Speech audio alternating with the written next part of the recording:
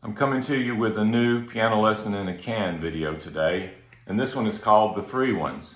The Free Ones, 3 free and easy ways to help our students play with more beautiful balance.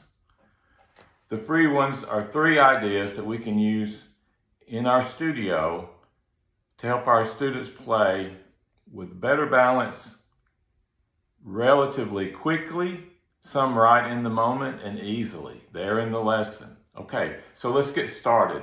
The first idea is actually called the free ones. The idea is this: when we or our students play a piece with melody and accompaniment, there are moments where the melody and accompaniment happen simultaneously, notes together. These are the difficult ones, by the way.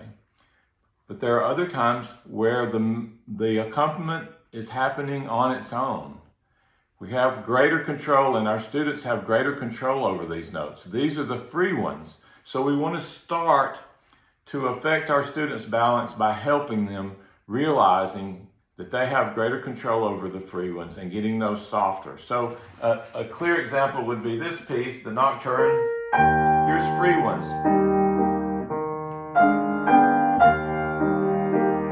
And those.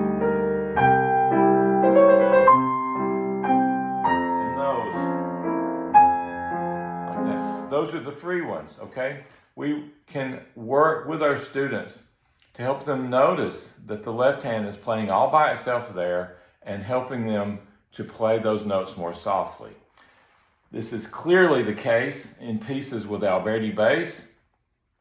There's generally a lot of these free ones in Alberti bass, and the classical style being one of the main parts of our teaching repertoire. The Alberti bass is so important in this style, and it's so difficult for students to get the right sound for the style because the Alberti bass tends to be so noisy and difficult to control. So, but with this idea, the free ones, we can really help. So, like in K3 through 2 by Mozart, we have a lot of free ones. Here we go. Here we go. A lot of free ones there. This.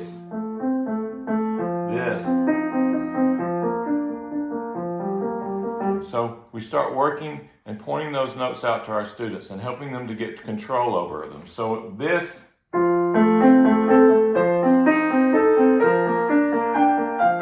becomes more like this.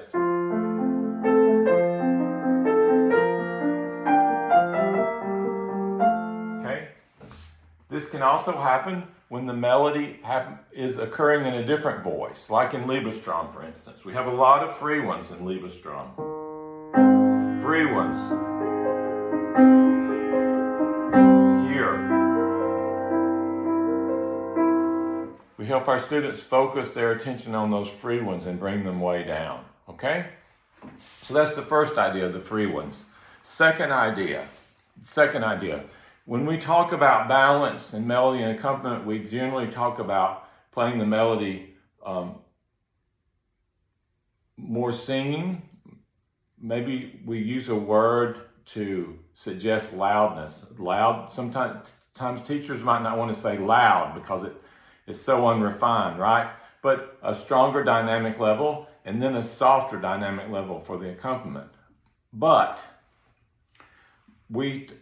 if we talk in a way about, no, play your left hand softer, less sound, we are suggesting that our students suppress themselves. They suppress their sound. They hold back. You see where I'm going with this?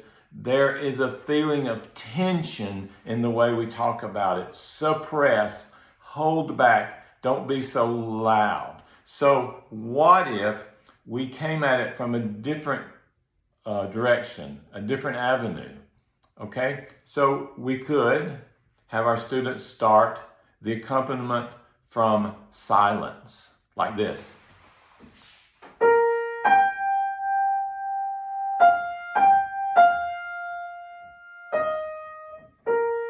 Or this.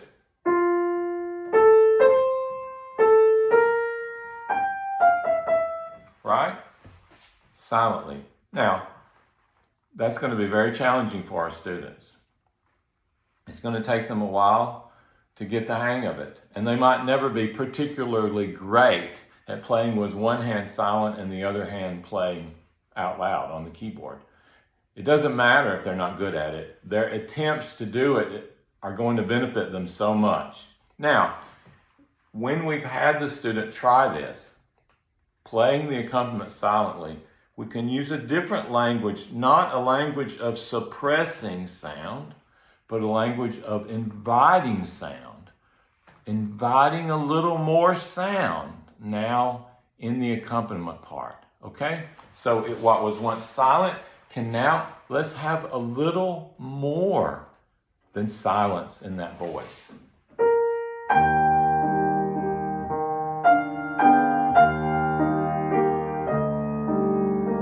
You see what I mean, okay? And that can work in the other examples or any example you're doing, okay?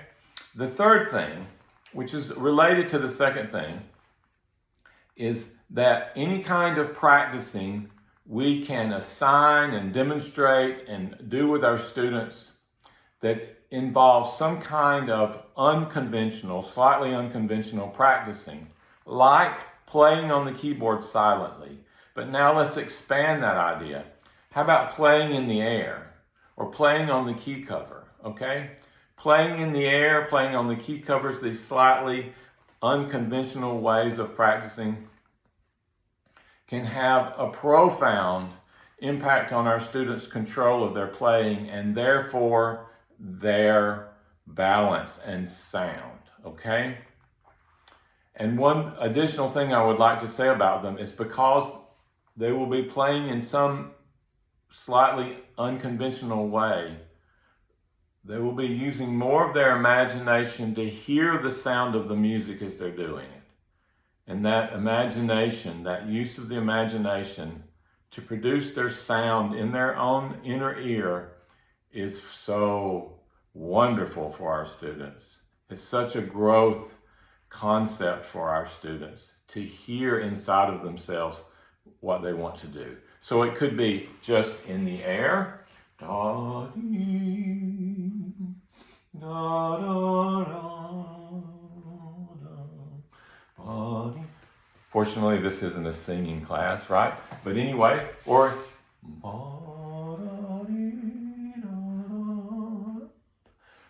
it could be a combination. Maybe play the melody on the keyboard and the accompaniment in the air.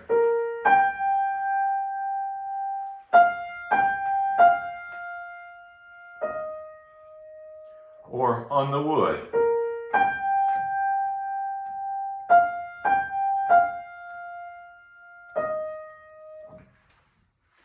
Or both hands on the wood, or both hands in the air, or any combination, or anything you can dream up like that. And then go back to the keyboard after they've tried it for a while.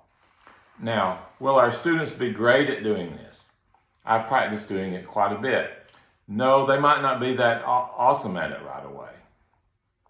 But their attempts and their practice